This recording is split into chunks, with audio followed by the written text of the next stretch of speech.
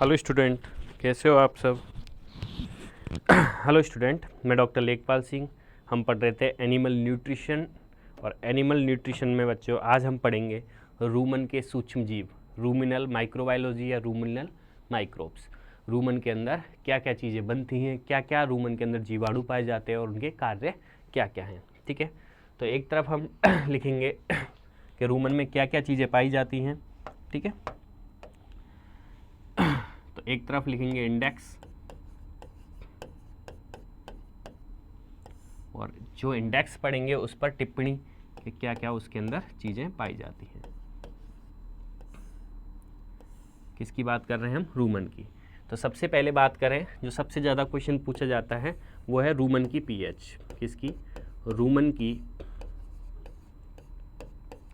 बच्चों क्वेश्चन पूछा जाता है रूमन की पीएच कितनी होती है। ठीक है, तो बच्चों याद रखना रूमन की पीएच जो है वो एसिडिक होती है। ठीक है, एसिडिक में भी कितनी? 6.5 से कितनी? 6.5 से 6.8 तक। ठीक है, 6.5 से 6.8 क्या होती है? रूमन की पीएच। दूसरा जो क्वेश्चन पूछा जाता है रूमन का तापमान। रूमन के अंदर तापमान, टेम्परेचर कितना होता है? तो दूसरा क्या है बच्चों? रूमन का तापमान। ठीक है, रूमन का तापमान कितना होता है? तो याद रखना बच्चों, रूमन का तापमान जो है वो 39 डिग्री सेंटीग्रेड कितना होता है? 39 डिग्री सेंटीग्रेड होता है। नेक्स्ट पूछा जाता है रूमन में बनने वाली गैस। रूमन में क्या गैस का उत्पादन होता है? हर घंटे 30 लीटर गैस जो है रूमन में बनती है बैक्टीरियाओं के द्वारा। ठीक है, तो रूमन में गैस का उत्पादन, रूमन में बनने वाली गैस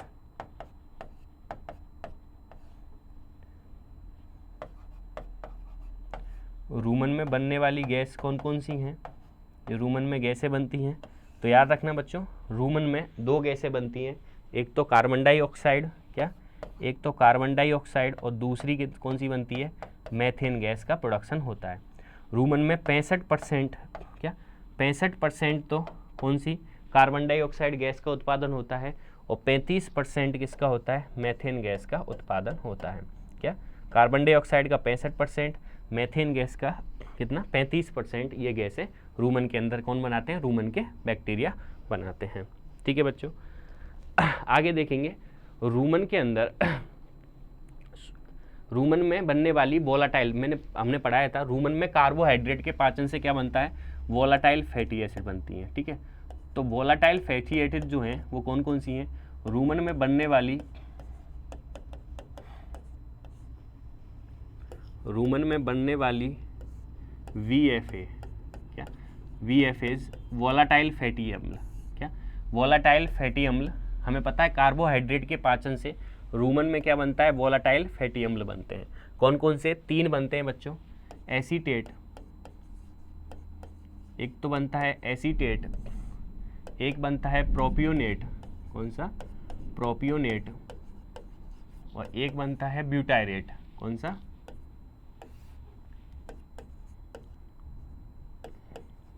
ब्यूटायरेट। ठीक है, तो रूमन के अंदर 3 वोलाटाइल फैटी अम्ल बनते हैं कार्बोहाइड्रेट के पाचन से। किसके पाचन से बनते हैं? कार्बोहाइड्रेट के पाचन से बनते हैं। और कौन बनाते हैं? रूमन के जीवाणु बनाते हैं। जबकि एरूमंथी जानवरों में ये नहीं बनते। ठीक है, ये सिर्फ रूमन के अंदर ही बनते हैं। और कार्बोहाइड्रेट के पाचन से हमारे अंदर ग्लूकोज बनता है, लेकिन रूमंथी जंतु में कार्बोहाइड्रेट के पाचन से क्या बनती है? वोलाटाइल फैटी अम्ल बनते हैं। एसीटेट कितना बनता है? 65% क्या बनता है? एसीटेट बनता है। ठीक है बच्चों, प्रोपियोनेट कितना बनता है? 20% बनता है, और ब्यूटायरेट का उत्पादन 10% होता है। तो सर ये तो कितने हुए? 35 हुए, 95 हो गए, बचे 5%। तो 5% में बच्चों कुछ और वोलाटाइल फैटी एसिड बनती हैं, जैसे वेलरिक एसिड, आइसोवेलरिक एसिड, वो इतनी इंपॉर्टेंट नहीं है। ठीक है, मेन जो है वो ये है। एसीटेट जो है बच्चों याद रखना, एसीटेट जो है ये किसके लिए जिम्मेदार है? ये मिल्क फैट के लिए जिम्मेदार है। किसके लिए? मिल्क फैट, दूध में वसा की मात्रा के लिए जिम्मेदार है एसीटेट। प्रोपियोनेट जो है वो ग्लूकोज बनाती है। क्या बनाती है? ग्लूकोज बनाती है। और ब्यूटायरेट जो है ये कीटोन बॉडी बनाती है। शरीर में ये नुकसान करती है, ये कीटोन बॉडीज बनाने के लिए जिम्मेदार है। ठीक है। तो कीटोजेनिक वोलेटाइल फैटी एसिड है, ठीक है। तो मिल्क फैट के लिए ये क्वेश्चन पूछा जाता है खूब, मिल्क फैट के लिए कौन जिम्मेदार है? एसीटेट। ग्लूकोज, और ग्लूकोज से क्या बनता है? लैक्टोज। और दूध के निर्माण के लिए प्रोपियोनेट, और कीटोन बॉडीज के लिए कौन जिम्मेदार है? ब्यूटायरेट जिम्मेदार है, ठीक है। तो ये क्या है? वोलेटाइल फैटी एसिड जो कार्बोहाइड्रेट के पाचन से बनती है। अब रूमन में बात करें, रूमन में सूक्ष्म जीव कौन कौन से होते हैं, ठीक है। रूमन में सूक्ष्म जीव कौन कौन से सूक्ष्म जीव जो हैं वो रूमन में पाए जाते हैं?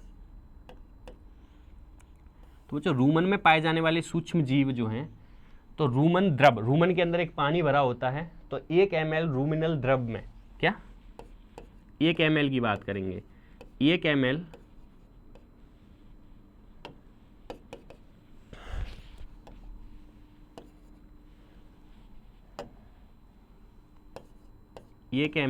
रूमिनल द्रव। रूमिनल द्रव का मतलब क्या है?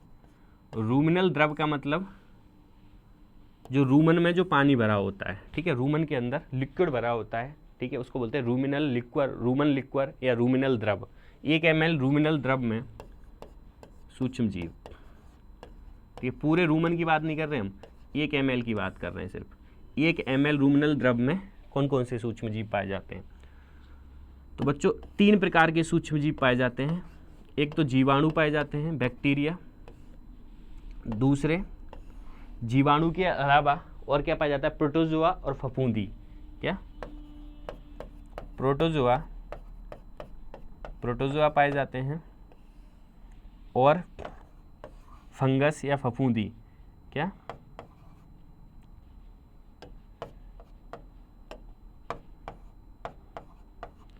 फफूंदी या फंगस, फंजाई, ठीक है। ये कहाँ पाए जाते हैं? रूमिनल द्रव में। क्या क्या? जीवाणु पाए जाते हैं, प्रोटोजोआ पाए जाते हैं, और फफूंदी पाई जाती है। जीवाणु, प्रोटोजोआ और फफूंदी, ये तीनों चीज़ें कहाँ पाई जाती है? 1 ml रूमिनल द्रव में। जीवाणु की संख्या कितनी होती है? बहुत इंपॉर्टेंट है बच्चों, 10 की पावर 10 से लेकर 11, ठीक है, 10 की पावर 10 से लेकर 10 की पावर 11 तक क्या पाया जाता है? जीवाणु 1 ml रूमिनल द्रव में। प्रोटोजोआ कितने होते हैं? 10 की पावर 6 प्रोटोजोआ होते हैं, और फंजाई कितनी होती है? फफूंदी 10 की पावर 3 फफूंदी पाई जाती हैं, किसमें? रूमिनल द्रव में, ठीक है। अब रूमन के जीवाणु क्या करते हैं, क्या काम होता है? तो याद रखना, जीवाणु कितने? 10 की पावर 10 से 11 रूमन के जीवाणु, 1 ml रूमिनल द्रव में जीवाणु। प्रोटोजोआ कितने? 10 की पावर 6, और फफूंदी या फंजाई कितनी? 10 की पावर 3, इतनी फफूंदी रूमिनल द्रव में पाई जाती है। देखो भाई, नेक्स्ट बात करें हम 5वां, रूमन के जीवाणु की। रूमन के जीवाणु या रूमन के जो बैक्टीरिया हैं उनकी बात कर रहे हैं। रूमन के जीवाणु, तो सबसे पहले क्वेश्चन बनता है संख्या। संख्या कितनी होती है? रूमन के जीवाणुओं की संख्या कितनी? 10 की पावर 10 से लेकर 11 प्रति ml रूमिनल द्रव। 1 ml रूमिनल द्रव में कितने जीवाणु? 10 की पावर 10 से लेकर 10 की पावर 11, ठीक है। इतने क्या पाए जाते हैं? बैक्टीरिया पाए जाते हैं, ठीक है।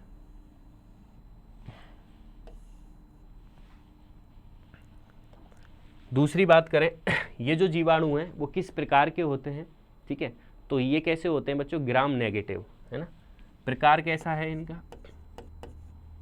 तो ये होते हैं रूमन में पाए जाने वाले बैक्टीरिया ग्राम नेगेटिव और एवाईवीए। कैसे? एवाईवीए, इनको ऑक्सीजन की आवश्यकता नहीं होती, तो ग्राम नेगेटिव होते हैं और एवाईवीए होते हैं। कार्य क्या है इनका? इनका कार्य क्या है? इनका कार्य है किण्वन करना। क्या करना? किण्वन करना, फर्मेंटेशन करना। और दूसरा कार्य क्या है? जीवाणु प्रोटीन बनाना। जीवाणु प्रोटीन, ये अपनी प्रोटीन बनाते हैं, जीवाणु प्रोटीन बनाना। 2 काम है इनके, किण्वन करना और जीवाणु प्रोटीन बनाना। किण्वन करने से, किण्वन किसका करते हैं? कार्बोहाइड्रेट का। किसका किण्वन करते हैं? कार्बोहाइड्रेट का। कार्बोहाइड्रेट का किण्वन करते हैं और उससे क्या बनता है? कार्बोहाइड्रेट के किण्वन से दो चीज़ें बनती हैं, एक तो VFA, VFA मतलब वोलाटाइल फैटी अम्ल, और गैस का उत्पादन होता है। वोलाटाइल फैटी एसिड कौन सी? एसीटेट, प्रोपियोनेट और ब्यूटायरेट बता दी। और गैसें कौन सी बनती हैं? CO2 और मेथेन। ठीक है, जो अभी पढ़ाई हुई है अभी पिछली स्लाइड में। ठीक है, तो बच्चों क्या देखेंगे, रूमन के जीवाणु को कार्य क्या है? किण्वन करना और जीवाणु प्रोटीन बनाना। किण्वन किसका करते हैं? कार्बोहाइड्रेट का। क्या बनाते हैं? वोलाटाइल फैटी अम्ल बनाते हैं। कौन कौन से? Acetate, propionate, butyrate. और दूसरा, किण्वन से गैस उत्पादन होती है, कौन सी? CO2 और मेथेन गैस प्रोवाइड होती है। तो ये तो रूमन के जीवाणु का कार्य है। अब बात करें रूमन के जो प्रोटोजोआ हैं वो क्या करते हैं। ठीक है, तो रूमन प्रोटोजोआ नेक्स्ट क्या है? रूमन के प्रोटोजोआ। रूमन के प्रोटोजोआ को क्या बोलते हैं? इनको बोलते हैं माइक्रोफोना। क्या बोलते हैं? याद रखना, इनको बोलते हैं माइक्रोफोना। रूमन के माइक्रोफोना बोलते हैं इनको। माइक्रोफोना मतलब ये जंतु हैं, फ्लोरा मतलब पादप और फोना मतलब जंतु। तो ये रूमन के जंतु में काउंट होते हैं। ठीक है, और कैसे होते हैं? गतिशील होते हैं, गतिशील और सीलिएटेड होते हैं। प्रोटोजोआ कैसे होते हैं? संख्या कितनी है? सबसे पहले बात करें संख्या। संख्या कितनी है? 10⁶ प्रति ml रूमिनल द्रव। 1 ml रूमिनल द्रव में इनकी संख्या 10⁶ होती है। प्रकार कैसा है? गतिशील। कैसे हैं? गतिशील होते हैं, गति करते हैं, इसका मतलब सीलिएटेड होते हैं। कैसे? सीलिएटेड प्रोटोजोआ पाए जाते हैं। इन प्रोटोजोआ का कार्य क्या है? इनका कार्य है जीवाणुओं को खाना। जब ज़्यादा बैक्टीरिया हो जाते हैं तो प्रोटोजोआ जो हैं वो जीवाणुओं को खाते रहते हैं और जीवाणु नए बनते रहते हैं। तो जीवाणुओं की संख्या को या प्रोटोजोआओं की संख्या को नियंत्रण करना। ठीक है, काम क्या है? जीवाणुओं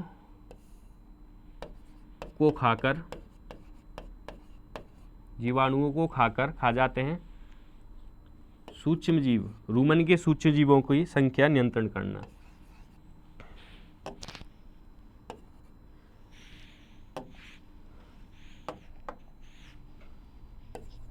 खाकर रूमन के सूक्ष्म जीव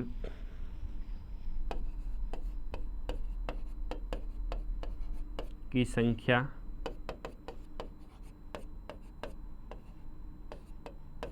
नियंत्रित करना। किसका काम है?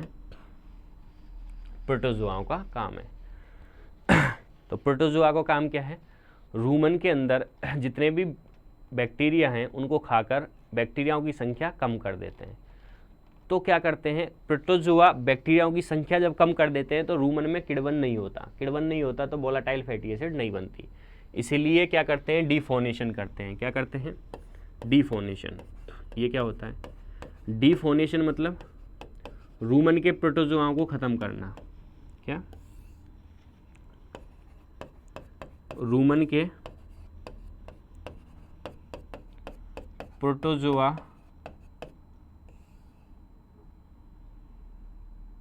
को ख़त्म करने की क्रिया।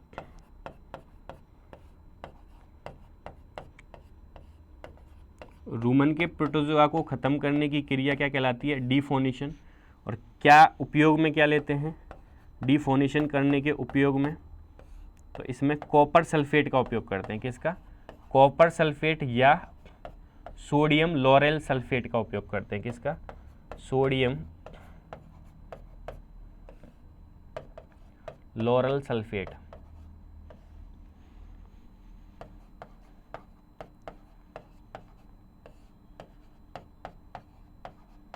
उपयोग, किसमें, डिफोनेशन में। तो क्वेश्चन पूछा जाए डिफोनेशन क्या है, तो डिफोनेशन का मतलब है रूमन के प्रोटोजोआ को ख़त्म करना, क्या कहलाता है, डिफोनेशन। और डिफोनेशन किससे करते हैं, कॉपर सल्फेट या सोडियम लोरल सल्फेट से डिफोनेशन करते हैं। ठीक है भाई, आगे बात करें तो फफूंदी या फंगस की बात करें। ठीक है, नेक्स्ट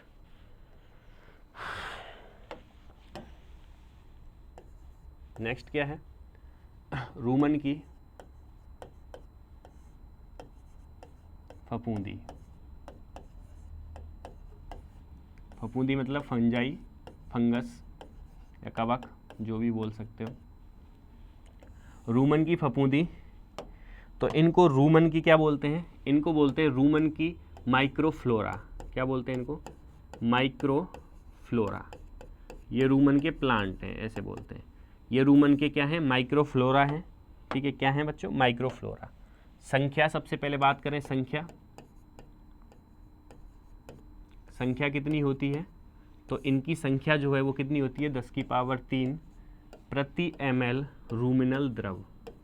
1 ml रूमिनल द्रव में कितने, 10⁻³ क्या पाए जाते हैं, फफूंदी पाई जाती हैं। ठीक है भाई, प्रकार कैसा होता है, तो ये फ्लैजिलेटेड होते हैं। कैसे होते हैं, प्रकार कैसी, फंगाई कैसी होती है, फ्लैजिला पाया जाता है। क्या पाया जाता है, फ्लैजिला,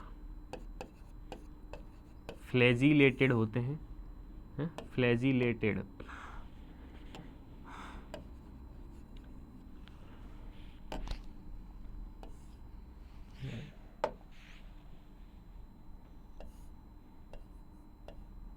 फ्लैजिलेटेड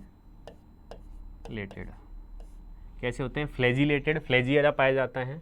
और कार्य क्या करते हैं, भोजन के, जब भी भोजन हम क्या करते हैं, जब भोजन खिलाते हैं, चारा खिलाते हैं, चारा के अंदर क्या होता है, एक बॉन्ड होता है, लिग्नोसेलुलोज बॉन्ड। किसमें, हरे चारे में या किसी में भी, वो टूटता नहीं है रूमन के अंदर। तो हम क्या करते हैं, चारे को पतला पतला मशीन से पीसते हैं। क्यों, क्योंकि वो बॉन्ड जो है वो टूट जाए, लेकिन फिर भी नहीं तोड़े। ठीक है, मशीन से छोटा छोटा चारा पीसते हैं, इसलिए खिलाते हैं क्योंकि लिग्नोसेलुलोज बॉन्ड जो है वो चारे में टूट जाए। तो नहीं टूटे तो फंजाई उस बॉन्ड को तोड़ देती हैं। चारे में से लिग्नोसेलुलोज बॉन्ड या बंध को तोड़ना, जिससे चारा जो है वो आसानी से पच जाता है। तो चारे में लिग्नोसेलुलोज बॉन्ड को तोड़ देती हैं, जिससे चारा जो है वो आसानी से पच जाता है। अब देखें बात करें वोलाटाइल फैटी अम्ल। ठीक है, तो वोलाटाइल फैटी अम्ल की बात करें, वोलाटाइल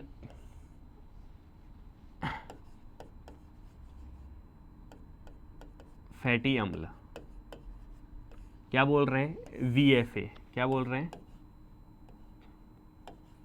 VFA बोल रहे हैं। ठीक है, वोलाटाइल फैटी अम्ल किसके पाचन से बनते हैं, कहाँ पे बनते हैं, तो रूमन के अंदर बनते हैं। कहाँ बनते हैं, रूमन में बनते हैं। कहाँ बनते हैं, रूमन में बनते हैं। किसके पाचन से बनते हैं, कार्बोहाइड्रेट के पाचन से। कार्बोहाइड्रेट के पाचन से। कौन बनाता है, जीवाणुओं द्वारा। निर्माण किससे होता है, जीवाणुओं द्वारा किण्वन कर। कौन बनाता है, जीवाणु बनाते हैं। वोलाटाइल फैटी अम्ल रूमन में बनते हैं, कार्बोहाइड्रेट के पाचन से, जीवाणु द्वारा किण्वन कर बनते हैं। कितने प्रकार के होते हैं, 3 प्रकार के। प्रकार कितने, 3 प्रकार के। एक होते हैं एसीटेट, एक होता है प्रोपियोनेट, और एक होता है ब्यूटायरेट। कौन सा बच्चों, ब्यूटायरेट। ठीक है, तो 3 प्रकार के बनते हैं, एसीटेट, प्रोपियोनेट और ब्यूटायरेट। एसीटेट जो है, याद रखना बच्चों, मिल्क फैट, दूध की बसा के लिए जिम्मेदार है। मिल्क फैट को बढ़ाता है। ये मिल्क में फैट को बढ़ाएगा, दूध फैट परसेंटेज को बढ़ाएगा। प्रोपियोनेट जो है वो दुग्ध निर्माण को बढ़ाता है। किसको? दुग्ध उत्पादन को बढ़ाता है, दूध ज़्यादा देगी, दुग्ध उत्पादन को बढ़ाता है। और ये कैसा है? और ये जो है वो कीटोन बॉडी बनाता है। क्या बनाता है? कीटोन बॉडी बनाता है। कौन? ब्यूटायरेट। और कौन सी कीटोन बॉडी बनाता है? Beta hydroxy butyrate. Ketone body कौन सी होती है? एसीटो एसीटेट है, बीटा हाइड्रोक्सी ब्यूटायरेट। तो बीटा हाइड्रोक्सी ब्यूटायरेट जो कीटोन बॉडी है वो बनाएगा। कौन? तो दुग्ध उत्पादन को कौन बढ़ाता है? एसीटेट। और ये किस में पाया जाता है? ज़्यादा चारा में, चारे के अंदर सबसे ज़्यादा पाया जाता है। तो ये पाया जाता है चारा में। चारा खिलाओगे तो एसीटेट ज़्यादा बनेगा, मिल्क फैट ज़्यादा बनेगा। दाना खिलाओगे तो प्रोपियोनेट ज़्यादा बनेगा, और प्रोपियोनेट तो दुग्ध उत्पादन बढ़ेगा। ठीक है। और ब्यूटायरेट तो सभी में थोड़ा थोड़ा पाया जाता है। एसीटेट जो है इसको बोलते हैं, ये जो है प्रोपियोनेट जो है बच्चों, मैं यहाँ लिख रहा हूँ, ये कैसा है? प्रोपियोनेट, जगह नहीं है लिखने के लिए, एडजस्ट कर लेते हैं यहाँ पे। कौन सा? प्रोपियोनेट कैसा वोलेटाइल फैटी एसिड है? तो ये ग्लूकोनियोजेनिक है। कैसा है? ग्लूकोनियोजेनिक वोलेटाइल फैटी अम्ल। कैसा है? ग्लूकोनियोजेनिक वोलेटाइल फैटी एसिड है। किसका निर्माण करता है? ये ग्लूकोज का निर्माण करता है। ग्लूकोज से क्या बनेगा? ग्लूकोज से बनेगा लैक्टोज, और लैक्टोज दूध में ज़्यादा बनेगा तो दूध जो है, मिल्क उत्पादन जो है वो बढ़ जाएगा। क्या बढ़ जाएगा? मिल्क उत्पादन बढ़ जाएगा। तो ग्लूकोनियोजेनिक वोलेटाइल अम्ल कौन सा है? प्रोपियोनेट। एसीटेट जो है बच्चों ये वाला, तो मैं लिखूँ एसीटेट, ये कैसा है? कीटोजेनिक वोलेटाइल फैटी अम्ल है। क्या है? यहाँ लिख रहा हूँ, क्या है? कीटोजेनिक बोलते हैं, कीटोजेनिक वोलेटाइल फैटी अम्ल। कौन सा है? कीटोजेनिक वोलेटाइल फैटी अम्ल कौन सा है? ब्यूटायरेट। मतलब क्या है? मतलब ये है कि ये कीटोन बॉडीज़ का निर्माण करवाएगा। किसका? कीटोन बॉडीज़ का निर्माण ज़्यादा करवाता है, इसलिए क्या बोलते हैं?